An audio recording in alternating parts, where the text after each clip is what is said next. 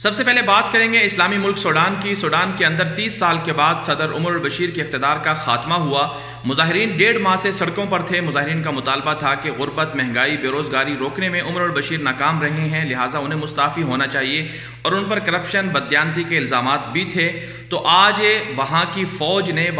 کے اندر ایک گروپ نے صدر عمر البشیر کو ہٹا کر اور ان کے جو ساتھی تھے ان کو بھی گرفتار کر لیا، جن میں وزیر اعظم، وزیر دفاع اور باقی ان کے جو ذاتی محافظ تھے انہیں گرفتار کر لیا اور عمر البشیر کو معزول کر دیا ہے، اور اس کے ساتھ ساتھ انہیں نظر بند بھی کیا ہوا ہے۔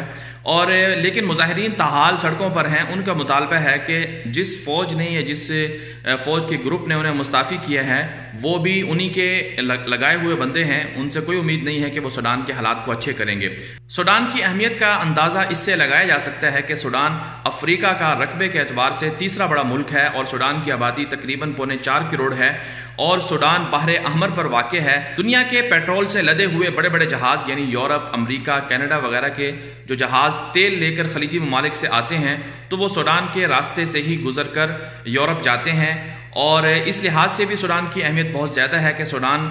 معدنیات سے مالا مال ملک ہے، وہاں پر گیس بھی ہے، پیٹرول بھی ہے۔ لیکن 2011 کے اندر سوڈان کو 2 حصوں میں تقسیم کر دیا گیا۔ جنوبی سوڈان کو سوڈان سے الگ کر دیا گیا کیونکہ سوڈان کے تمام جو ذخائر تھے وہ جنوبی سوڈان کے اندر واقع تھے، اور جنوبی سوڈان کو الگ کروانے میں عیسائی جو مشنریاں تھی وہ ان کا بہت بڑا کردار تھا، اور عالمی طاقتوں نے مل کر سوڈان کو 2 حصوں میں تقسیم کیا۔ سوال یہ پیدا ہوتا ہے کہ سوڈان کو بدامنی سے دوچار کرنے کے پیچھے اصل اہداف اور اصل مقاصد، اصل اسباب کیا ہیں؟ تو اگر غور کیا جائے تو 2011 کے اندر جو عرب بہار شروع ہوئی تھی اس کا بنیادی مقصد یہ تھا کہ عرب ممالک کو کمزور کرنا اور عرب ممالک کو توڑنا اور عرب ممالک کو مزید تقسیم کرنا اور انتشار اور خانہ جنگی کے اندر مبتلا کرنا۔ یہ ہدف تھا عرب بہار کا۔ یہی وجہ ہے کہ ہم نے دیکھا کہ تیونس کے اندر 2011 سے اب تک جو ہے بدامنی قائم ہے، اور اسی طرح سے لیبیا کے اندر آج بھی خانہ جنگی قائم ہے، اور شام پچھلے 8 سالوں سے جل رہا ہے، اور یمن کے اندر عرب بہار کے نام پر جو بغاوت شروع ہوئی وہ آج بھی ہم دیکھ رہے ہیں کہ ویسی کی ویسی جاری ہے۔ اور اس کے ساتھ ساتھ الجزائر کی صورتحال ہمارے سامنے ہے، اور اسی طرح سے مصر کی صورتحال بھی ہمارے سامنے ہے،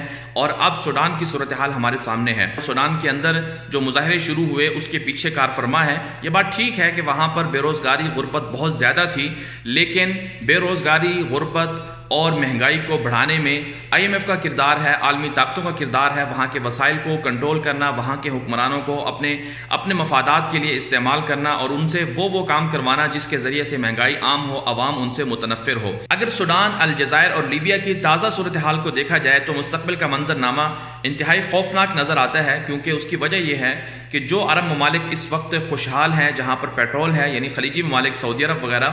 تو ان ممالک کے خلاف ایک نئی گیم شروع کی گئی ہے، اور اس گیم کا اصل ہدف جو ہے وہ سعودی عرب ہے کہ سعودی عرب کو اور دیگر جو خلیجی ممالک ہیں ان کو مزید تقسیم کرنا اور ان کو مزید انتشار سے دوچار کرنا۔ یہی وجہ ہے کہ مقدمات کے طور پر پہلے سوڈان کو کمزور کیا گیا، کیونکہ سوڈان جو ہے وہ سعودی عرب کے بالکل پڑوسی ملک ہے، سعودی عرب کا بہت بڑا اتحادی ہے۔ سعودی عرب اور سوڈان کے درمیان صرف اور صرف جو ہے وہ بحر احمر کی خلیج حائل ہے، ورنہ سعودی عرب اور سوڈان میں کوئی فرق نہیں ہے۔ اور سعودی عرب کے جو باقی دوست ممالک ہیں ان کو کمزور کرنا، سعودی عرب کے باقی دوست ممالک میں ایک بڑا جو دوست ہے وہ پاکستان ہے، پاکستان کو بھی کمزور کرنے کے لیے انڈیا کو مزید بڑھاوا دیا جا رہا ہے۔ اس لیے اسلامی دنیا کو متحد ہونا ہوگا، بالخصوص پاکستان کو، سعودی عرب کو، ترکی کو، متحدہ عرب امارات کو، اور باقی جو بڑے بڑے اسلامی ممالک ہیں ان کو اپنے اختلافات بھلا کر مل کر بیٹھ کر غور و فکر کرنا ہوگا کہ آخر ہمارے دشمن کون ہیں، آخر ہمارے مسائل کیا ہیں، آخر کیا وجہ ہے کہ صرف اور صرف اسلامی دنیا ہی مسائل کا شکار ہے، اور خانہ جنگی اور انتشار صرف اور صرف اسلامی دنیا کے اندر ہی برپا ہے۔